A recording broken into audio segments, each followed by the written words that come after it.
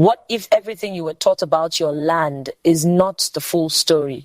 One man came out angry, speaking from deep emotion, saying Hausa people are losing their identity, that their culture is slowly disappearing, and that Fulani influence is taking over everything. But is this truth, or is this fear growing inside a divided system? And then he mentioned something bigger. He said, we ignored Mazi Nnamdi Kanu when he was warning us. Today, many people are asking, was he right or was he misunderstood? Stay with me, because this story is bigger than emotions, bigger than tribes, and it touches the heart of Nigeria itself. The voice of wisdom has said it, but we ignored. When Mazi Nnamdi Kanu was telling us about Fulanization agenda, we all laughed. We say, what he is saying or his submission is divisive in nature. His submission is detrimental to the peace and unity of Nigeria. But today what is happening?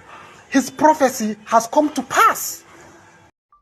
Nothing. Every day you read, you lament, you complain. Every day you read, you lament. And that's all you do. That is all you do. You read, you lament, you complain, you do nothing about it. Your lives are being taken away from you. Your forests are being occupied. Your mothers are being raped. Your daughters are being abducted. And the whole national government, presidency, is supporting such people.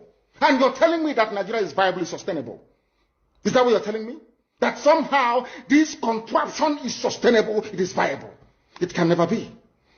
Because the more you stay in one Nigeria, the more you are inviting the Fulanis to take over your ancestral lands, take over your villages, and to make life a misery for you. That is the end game. That is the outcome. If you doubt me, go and do a bit of research. Ask yourself, who are the Hausa people? Who are the Nupe people?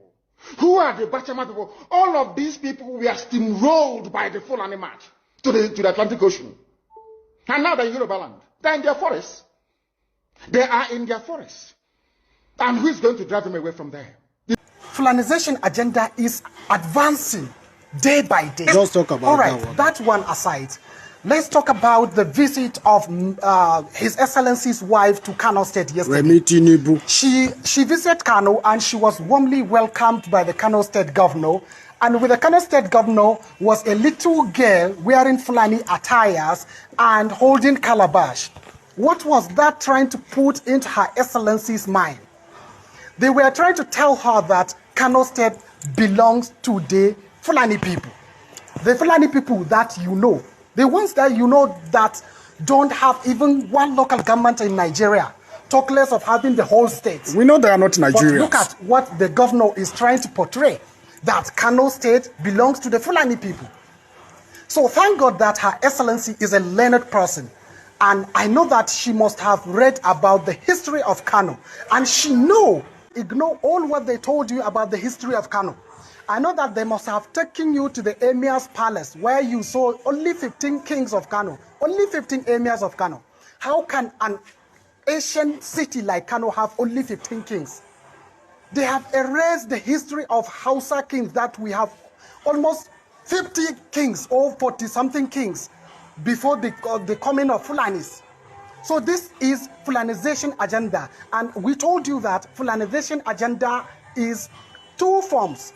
There is Fulanization agenda using bandits, that they will go and expel all the people living in the land and take over the land. And there is Fulanization agenda using politics, the ones that politicians and emirs are using now. Like the one that they show you when you visited Kano, where you saw that small girl wearing Fulani attires, to show you that it is Fulani land. That is what they are doing. So please ignore all this history that they told you. Welcome to this channel. Today we are breaking down a very sensitive but important conversation coming from the north, especially from some Hausa voices who are speaking out about identity of history and power. A Hausa man is speaking with anger and concern. He's saying Hausa people are losing their original culture. Fulani influence is now very strong in their land. Even political and traditional systems are controlled by Fulani structures. And the identity called Hausa-Fulani is not fully true in his eyes. He believes Hausa identity is being slowly swallowed. And he's warning people, this is not just politics, this is identity takeover. The Kano visit incident. He also reacted to a recent visit in Kano State by Nigeria's First Lady. During the visit, she was welcomed with traditional display, including a young girl dressed in Fulani attire holding a calabash. To him, that symbol meant something deeper. He said it was like sending a message, this land belongs to Fulani people. But in reality, cultural displays like this are normal in Nigerian receptions. They are symbolic greetings, not political ownership statements. Still, in a tense environment, symbols can be interpreted differently. Historically, Kano was originally ruled by Hausa kingdoms for centuries. Then after the 19th century Islamic revolution, led by Usman Dan Fodio, political power shifted. Fulani emirs became rulers under the Sokoto system. That is where the blending of Hausa and Fulani authority began. This is why today many people say Hausa-Fulani. But the speaker argues, no, we're Hausa before that system. Our identity should not disappear. This is where things get heated. Some Hausa voices now believe their culture is being overshadowed.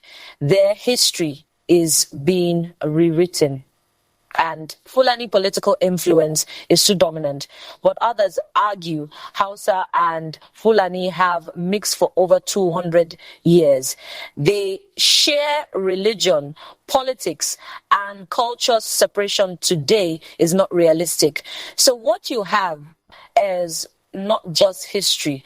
It is an identity struggle inside one region. Tell ourselves the truth. What is going on in the Northwest is the Hausa-Fulani fight. You know, we don't mention it. That is the bottom line.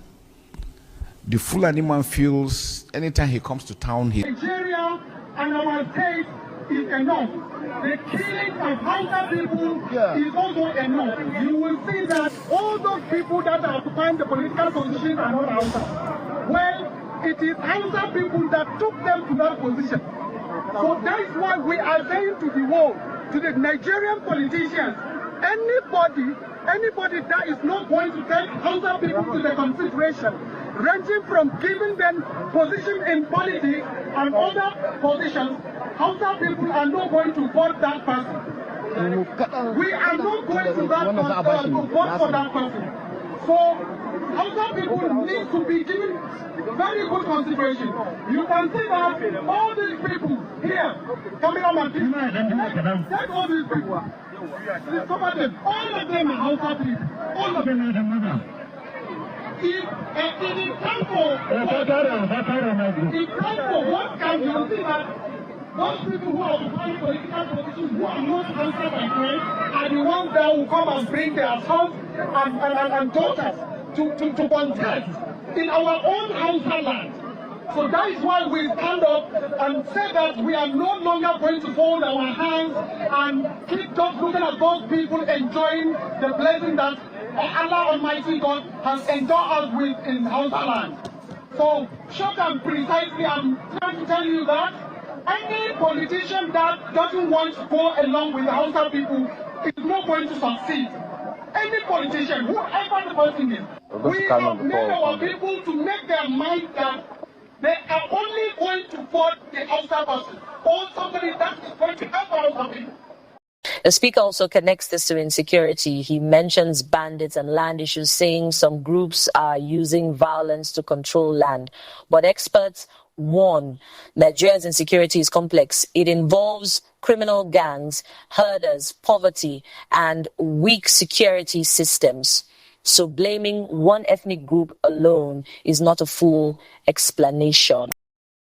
The speaker brings in Nnamdi Kanu, saying, we laughed when he warned us about hidden agendas. Now we're seeing it. This reflects a wider pattern in Nigeria. Some people see him as a truth teller. Others see him as divisive, but his name is often used in larger political debates about identity and fear. What is really happening here? This is not just about Hausa and Fulani, it's about identity versus history, fear versus reality, politics versus culture, and how Nigeria manages diversity. Some people feel their identity is being lost. Others feel history is being misunderstood. And in between, emotions are rising fast. So the real question is this: is Nigeria witnessing a real cultural takeover? Or is this what happens when history, politics, and identity become emotionally charged? Drop your thoughts in the comments. Thanks for watching. We don't just report stories, we break them down so you understand what is really happening beneath the surface.